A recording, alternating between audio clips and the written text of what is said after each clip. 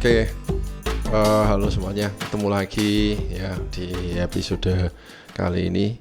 Ya sebetulnya episode kali ini tuh adalah sambungan dari episode kemarin yang saya buat ya, yaitu eh, Ultra ya, mengenai Goes Ultra ya. eh, di episode itu saya lagi bahas itu bagaimana seseorang itu bisa menuju ke level ultra ya, karena kalau dia tidak ada jejak ya, jejak apa itu ya, istilahnya kurikulum vitae lah ya. Kalau dia tidak ada kurikulum vitae dan tidak ada pengalaman-pengalaman apa sebelumnya, atau tidak punya simpenan-simpenan apa di dalam dirinya, ya akan sulit sekali untuk seseorang ini menjadi ultra goeser gitu loh. Jadi ya itu. Jadi pentingnya jejak atau kurikulum vitae ya, kalau dalam dunia profesi itu kan kurikulum vitae. Ya itu, karena itu nanti akan menentukan next step Anda itu apa. Ujung-ujungnya ya pasti Anda akan mengarah ke sana begitu. Kalau memang di dalam diri Anda itu memang ada bakat-bakat untuk goes ultra ya. Karena siapa sih yang goes ultra itu sebetulnya? Orang yang gila-gila ya, maniak-maniak atau psikopat-psikopat. Psikopat-psikopat, antisosial begitu. Orang-orang yang istilahnya ada anomali ya. Anomalinya banyak. Ada orang yang antisosial, menghindar dari segala hingar-bingar. Ketemu sama manusia aja, sesama manusia aja, dia rasanya kepingin mukok-mukok gitu loh. Kepingin muta-muta. Loh, ada. Ya, jadi social anxiety itu, orang-orang yang pengidap social anxiety. Jadi di mana dia berada di sebuah perkumpulan orang-orang itu, dia akan ada di dalam dirinya itu ada defense mekanisme ya, mekanisme pertahanannya itu langsung tergugah gitu, sehingga dia akhirnya mengambil fight or flight gitu ya, anxiety, sehingga dia lebih baik menghindar, entah jauh, menyendiri atau di mana ke kemana begitu ya. Itu ya, ini adalah orang-orang yang bakat-bakat dari ultra. Karena kalau misalnya Anda sepedaan ultra, Anda itu sendirian gitu ya. Terus apa lagi, orang-orang yang ya kalau saya bilang itu psikopat-psikopat ya itu jamnya tidur loh, kok enggak tidur ya kan, jamnya diwalik kayak kelelawar gitu. Kalau malam malah aktif, tidurnya malah siang hari. Nah itu, kalau Anda misalnya orang-orang seperti itu, Anda mempunyai bakat gitu. Dan lagi orang-orang yang misalnya ya, tidak bisa diam, hyperaktif ya, hyperaktif, suruh duduk diam gitu loh, gatel bokongnya, serasa kayaknya apa gitu loh. Jadi bokongnya itu nggak bisa duduk lama, harus kesini ke situ ya. Nah, itu mungkin Anda mengidap hyperactivity atau hyper apa gitu sejak kecil dan kebawa sampai tuwek. Makanya enggak betah di rumah, kepinginnya keluar aja ya. Ya bukan berarti di rumah tangga Anda itu tidak harmonis, tidak, cuman Anda kepingin keluar aja ya. Terus belum lagi adalah orang-orang yang seperti ini, seperti itu, seperti ini. Nah kalau saya sendiri bagaimana? Ya saya termasuk adalah orang-orang yang punya anomali itu, pengidap apa itu. Karena saya ini orang yang punya rasa ingin tahunya itu besar sekali. Jika saya melihat dari jauh misalnya di ujung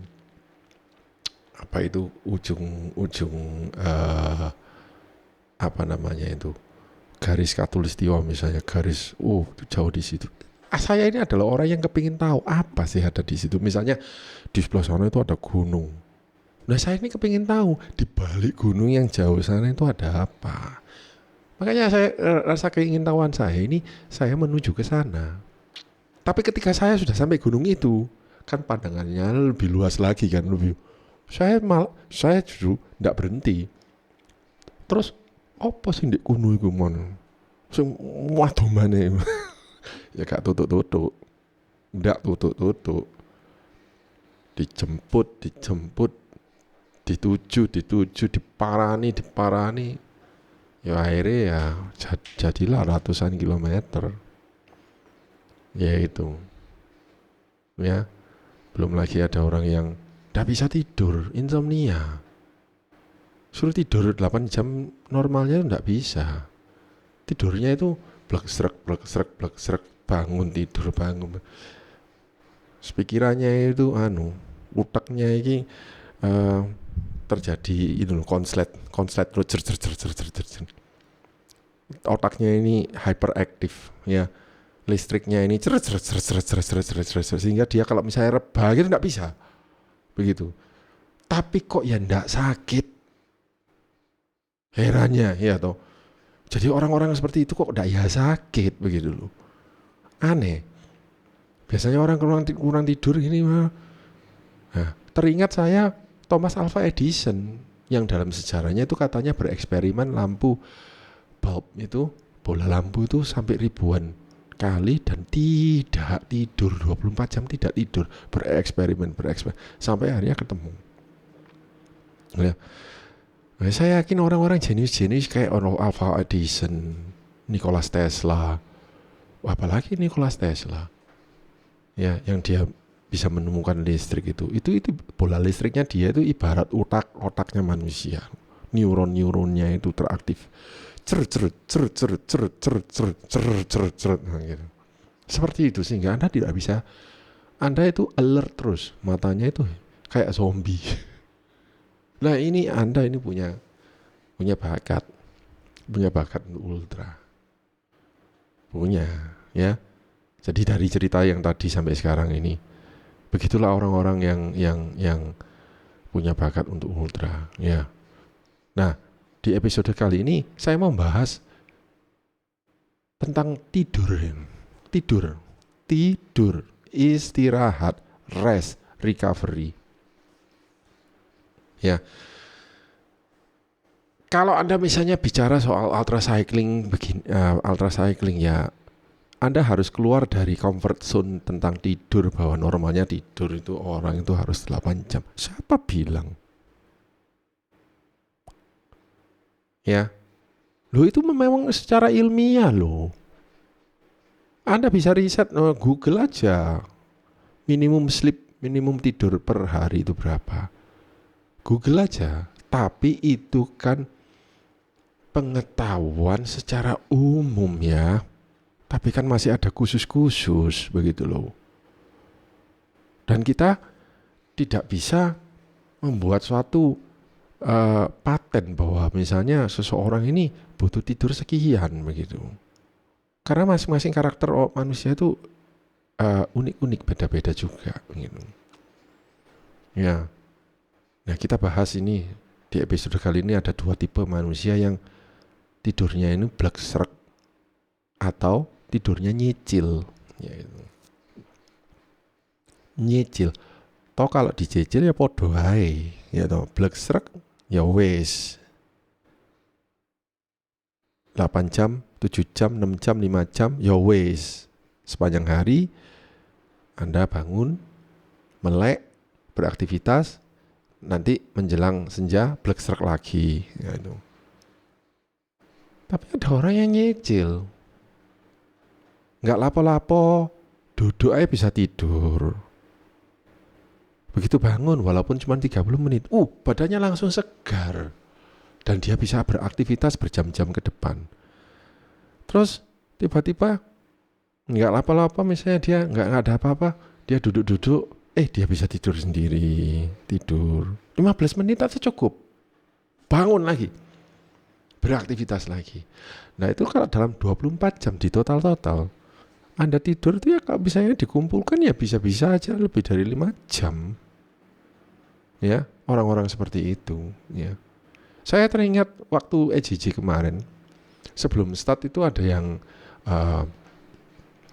ada salah satu peserta yang mengajak berdiskusi, ayo di hotel mana begini, di hotel mana, ayo di planning. Ini nanti setelah berapa ratus kilo kita nyampe di kota ini, ada hotel enggak? Kita booking jauh-jauh hari. Wait. Anda memplanning seperti itu karena Anda mempunyai fix tidur. Jam tidurnya itu fix. Dan dia tidak bisa tidur kalau nggak di kasur. Ya. Lah saya tahu diri saya sendiri. Saya begini, waduh. Saya ini tipe orang-orang yang misalnya nggak bisa di-plan, unplanned. Di-plan itu pasti amburadul. Iyalah jam segitu aku nyampe di hotel itu. Kalau enggak, nah, iya kan? Bagaimana? Jadi saya putuskan mundur. Saya nggak bisa. Saya bukan orang yang mengeplan gitu. Ya, saya adalah orang yang go with the flow. Ya, by instinct, ya, dan feeling. Ya, saya merasakan begitu. Ya, alhasil memang benar. Waktu EJJ semua amburadul. Ya, bagi saya itu tidak amburadul. Tapi itulah, di hari pertama aja saya tidak tidur. Waktu saya di Ngawi itu, saya tidur sembarangan di mana aja. Ya, di hari kedua itu di mana ya itu hari kedua? Lupa saya. Sebelum hari kedua itu Madiun menunjukkan ngebel, terus malamnya itu, hari keduanya saya tidur di Pacitan. Karena waktu itu sudah malam dan saya merasa sudah capek. Ya, tapi setelah itu tidurnya itu sembarangan di mana-mana. Ya itu. Ya. Jadi saya adalah tipe orang yang misalnya kalau saya capek ya sudah, saya akan berhenti dimanapun, dimana ada tempat saya bisa rebah, saya akan rebah. 45 menit cukup. 1 jam, wah lebih enak. 2 jam enggak mungkin. Karena saya akan terbangun biasanya di 45 menit, itu saya 40 menit terbangun.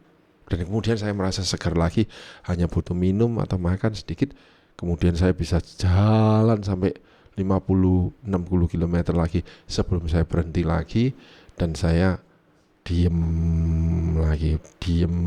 lagi regulate my heart rate, ya, meregulasikan heart rate saya agar heart rate saya itu jangan di atas 110. Jadi saya turunin dengan pernapasan yang di video saya ada itu 3 out 1 in itu, sampai heart rate-nya itu sekitar 85 ke bawah, ya. Itu bukan rest heart rate, tapi itu rest heart rate-nya orang yang sedang beraktivitas intensif seperti ultra tadi. Kalau saya diam-diam sekarang ya bisa-bisa 67, 65 gitu. Ya, kalau waktu ultra cycling itu anggapannya di bawah 90 itu sudah low banget. Itu di saat kita rest, merem, tiba-tiba heart rate-nya bisa 77, 75. Nah itu rest heart rate. Kalau Anda diam begitu aja, dalam posisi diam seperti itu, dan nafasnya diatur sebegitu, Anda akan recovery begitu. Ya, Anda akan bisa ada recovery-nya. Ya maaf aja, saya ngomong begini berdasarkan pengalaman empiris saya sendiri. saya nggak tahu apakah ada fakta atau ada studi-studi yang apa ya istilahnya yang baku begitu, saya nggak tahu. Saya nggak pernah baca apapun tentang tidur ya. Tapi bagi saya itu efektif ya. Kecuali memang banget Anda sedang mengejar sesuatu dan Anda harus miss tidur itu, karena kalau enggak Anda terlambat cut off time ya, enggak masuk cut off time itu baru Anda berhutang nantinya ya. Oke, jadi saya tipe-tipe orang yang seperti itu. Jadi saya nyicil ya 40 km misalnya, saya merasa enggak kuat lagi, saya diem ya. Tapi ada orang yang waktu EJJ dikejar terus, pagi bangun dikejar targetnya misalnya 300 kilo, dia harus nempuh 300 kilo dan sampai di hotel itu, kemudian dia tidur sekian jam. Ada juga dan berhasil, iya berhasil begitu. Jadi harus ada hotel pokoknya, harus ada tempat tidur pokoknya gitu. Kalau enggak bisa gitu. Ya nggak apa-apa, sah-sah saja. Itu EJJ kok. Ya EJJ boleh. Ya. Nah, dari di sini cek dulu. Kalau misalnya Anda misalnya mau ikut EJJ atau Bentang Jawa atau ya apa, mungkin Bentang Jawa lebih ekstrim ya. Anda tidak boleh ada pertolongan dan sebagainya. Gitu. Ya, saya nggak tahu di Bentang Jawa karena saya belum pernah ikut dan rasanya saya ndak ikut gitu. Karena situasi, kondisi, dan lokasi gitu. EJJ paling ideal buat saya. Dan setelah saya menjalani EJJ baru saya tahu, begini ya itu. Dan rata-rata tempat di mana saya merebahkan kepala saya di Jawa Timur ini, saya tidak menemukan satupun bahaya. Saya merasa aman karena warga-warga lokal welcome, mempersilahkan. Bahkan mereka lebih senang sekali begitu. Welcome, tuan sebagai tuan rumah. Ya. Dan saya berterima kasih karena ternyata mayoritas misalnya orang Jawa Timur dari sisi sini, pokoknya Jawa Timur. Percayalah, makmur. Yang kita lewati itu rumahnya itu pasti ada pagernya. Rumahnya itu pasti ada gentengnya. Dan rumahnya itu pasti ada tegel, artinya berubin, bukan tanah, berubin. Ya itu. Jadi disitulah baru saya bisa menyadari, oh iya, ternyata enggak masalah. Ya. Yang masalah itu kalau misalnya Anda pairing. Dan pairing Anda itu mempunyai jenis tipe tidur yang berbeda. Waduh, celaka. Di saat Anda tidak ngantuk, dia ngantuk. Sehingga Anda mau tidak mau, ya kalau jaraknya terlalu jauh kan ya tidak mungkin. Berhenti bareng dia sama dia. Di saat Anda kepingin makan, dia tidak lapar. Aduh, ya ini yang bahaya sekali. Ya, pastikan kalau Anda pairing, kebiasaan Anda makan dan tidur itu minimum sama begitu di jam-jam yang sama. Saya bersyukur juga waktu itu pas Malang Century Ride, saya dan Wahyu ini makan dan minumnya itu oke. Bisa bersamaan. Saya bilang, kamu lapar? Enggak. Bisa nanti terus sana lagi? Bisa, oke. Itu. Nah, pairing itu harusnya seperti itu begitu. Jadi secara bukan secara individualis lagi, tidak, tapi saling sama, saling sinkron. Nggak usah bilang sampai tolong menolong, tidak. Sinkronkan aja. Pace-nya itu sinkronkan, yaitu. Ya. Time to rest time-nya itu sama, gitu. Feeding time-nya juga sama, yaitu. Maka Anda akan sukses sama-sama, gitu. Ya. Nah, karena episode ini kita membahas tentang sleep, ya coba sadari dulu Anda ini tipe sleepnya itu seperti apa gitu. Wah, aku nggak bisa, aku adalah orang yang kalau misalnya malam itu justru jalan karena enak, sepi dan sebagainya. Karena kalau misalnya daylight itu panas dan saya buang-buang energi saya gunakan untuk tidur. Ada juga orang yang seperti itu. Ya. Ada juga orang yang tidak tidur, jalan terus nonstop, tidak tidur. Ya ada aja. Ada saja. Saya tidak tahu. Makanya saya bilang kan tadi awal-awal video ini, orang-orang ultra itu adalah orang-orang yang gila, orang-orang yang apa istilahnya ya, punya anomali, psikopat, antisosial, wis pokoknya macam-macam yang misalnya mengidap penyakit, penyakit apa ya, saya kalau misalnya ada episode yang menelusuri satu persatu, ya tahu orang ini pasti ada penyakitnya, entah itu apa pokoknya. Pokoknya pasti ada penyakit. Penyakit apa? Mungkin secara nggak sadar dia ada punya penyakit antisosialnya. Ada pasti. Penyakit apa? Insomnia. Pasti ada. Saya bukan yang orang yang berpenyakit insomnia, tapi ini saya mungkin ada orang yang berpenyakit itu hyper, ya, hyperactivity itu. Terus penyakit apa lagi? Yes. Wah banyak. Kalau ditelusuri, ya. Dan bedanya dan uniknya cara kita memanage sleep. Bagaimana mengatur tidur tersebut. Ya. Boleh aja Anda misalnya black tidur. Tapi secara pengalaman orang-orang cyclist biasanya tidur total 5 jam. Dalam 24 jam itu jauh masih cukupan, tidak akan membuat Anda ngeblak sampai apa gitu ya. Itu di luar kita bicara tentang kibar dan sidan ya. Mereka bisa selesai dalam 3,5 hari. Itu berarti 24 jam mereka nggak tidur. Mungkin tidurnya hanya cekling. Terus jalan lagi. Luar biasa.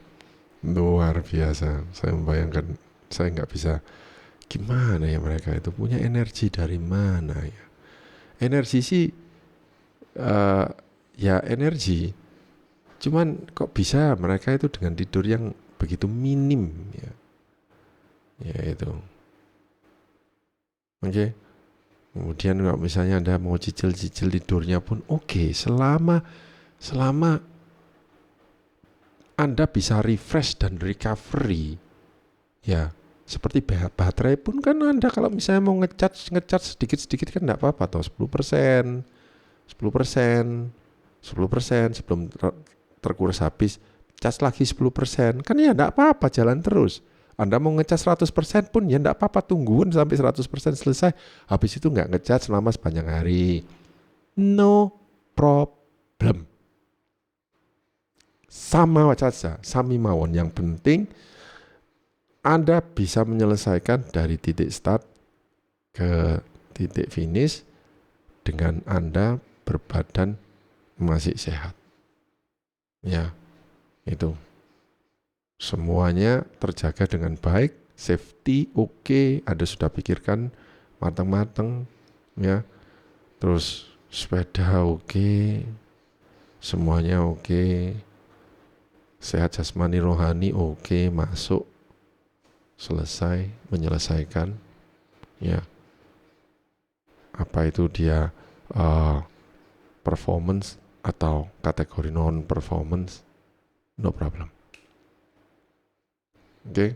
Jadi periksa diri Anda sendiri, misalnya kalau misalnya Anda mau sudah daftar EJJ atau apa nanti Februari ini, kenali dulu, terutama mereka yang masih first timer, tipe tidur Anda ini kayak apa. Nah, jadi Anda bisa mempersiapkan jauh-jauh, ya.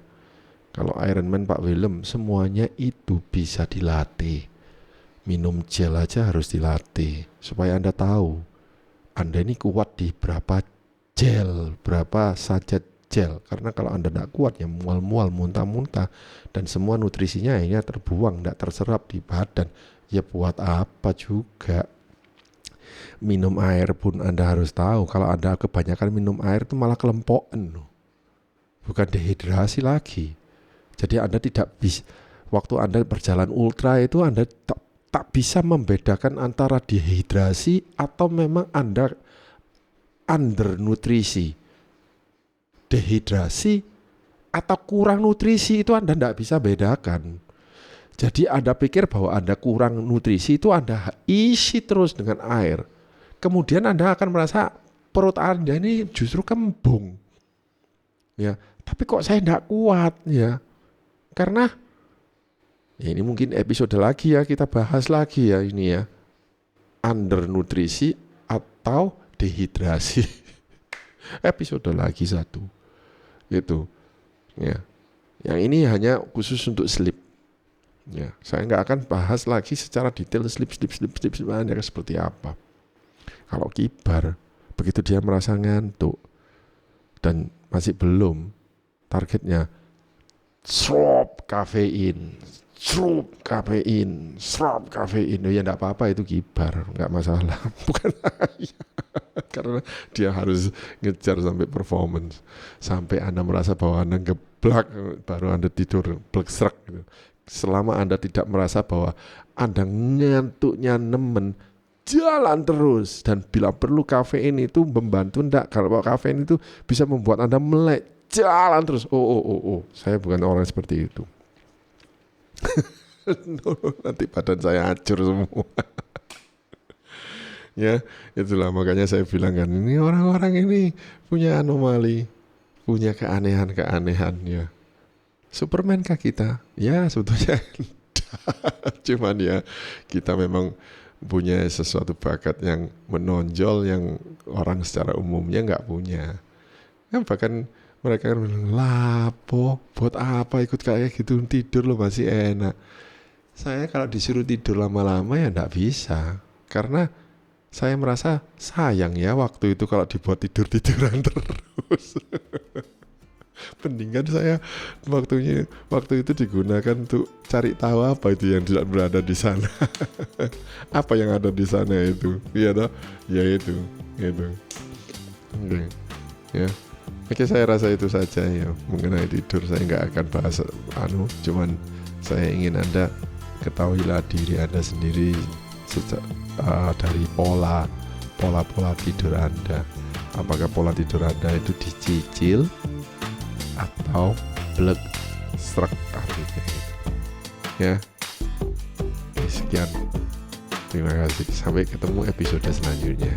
Terima kasih.